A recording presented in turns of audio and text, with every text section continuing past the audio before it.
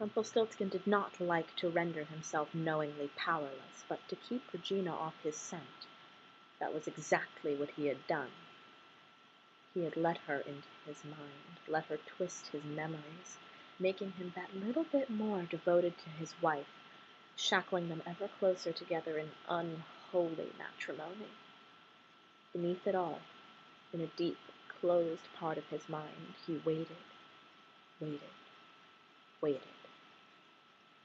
Cameron Gold packed up Henry's book without looking at it, closed the shop, and went home. His wife would be tired after her hunt for the missing invalid, so he took off his coat and set to work making dinner. He was never very good at it, but a simple shepherd's pie was within his repertoire. It wasn't until he opened the cupboard to fetch dishes to lay the table that he found the single word scrawled on a piece of paper. Emma. 4 little letters. They didn't mean anything to Cameron Gold, and suddenly, like a blaze of fireworks across his mind, they did.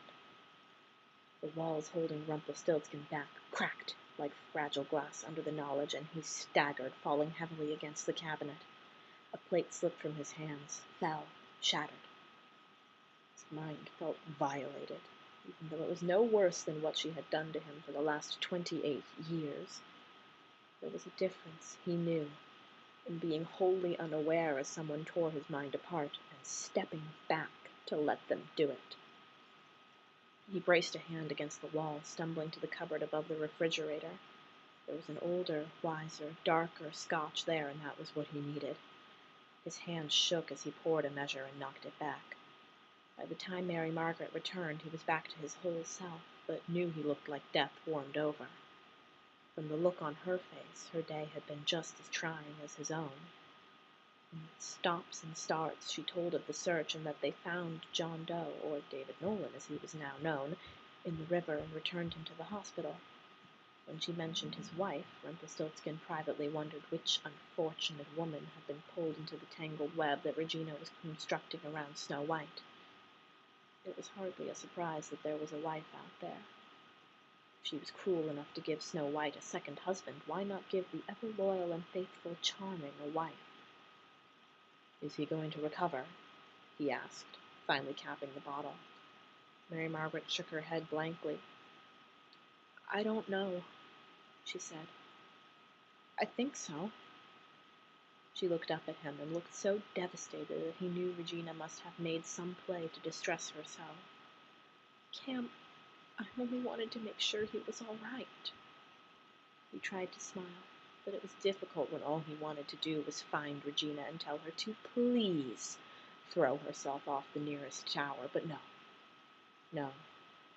that wouldn't work at all. The curse had to break first. It would be a just end, fair end, when the time came. "I know," was all he could say as he looked down at his empty glass. The prince was all right.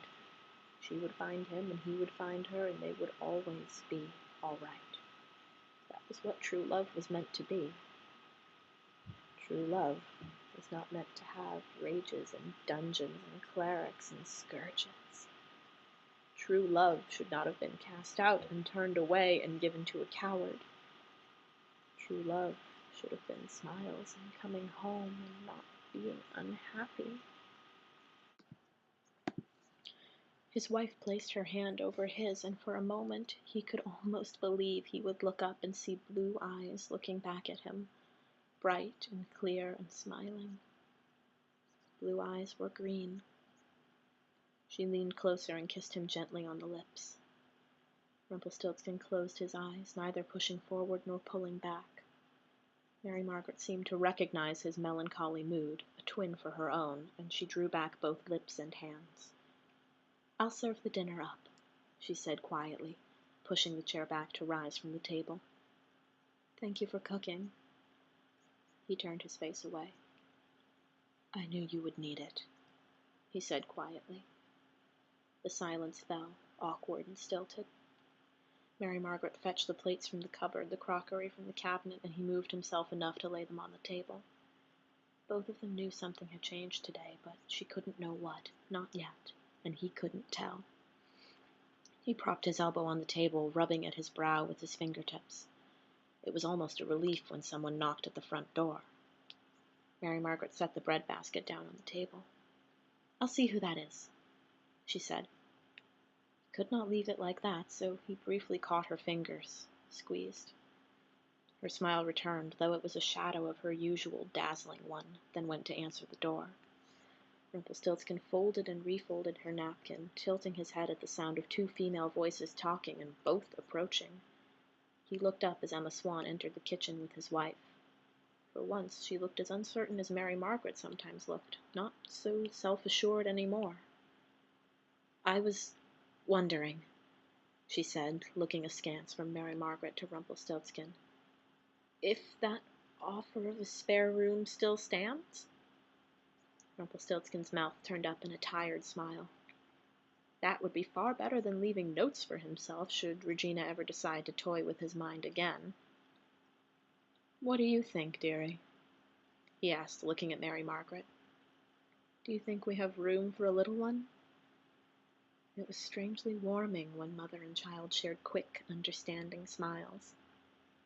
"Yes," Mary Margaret said. "We do."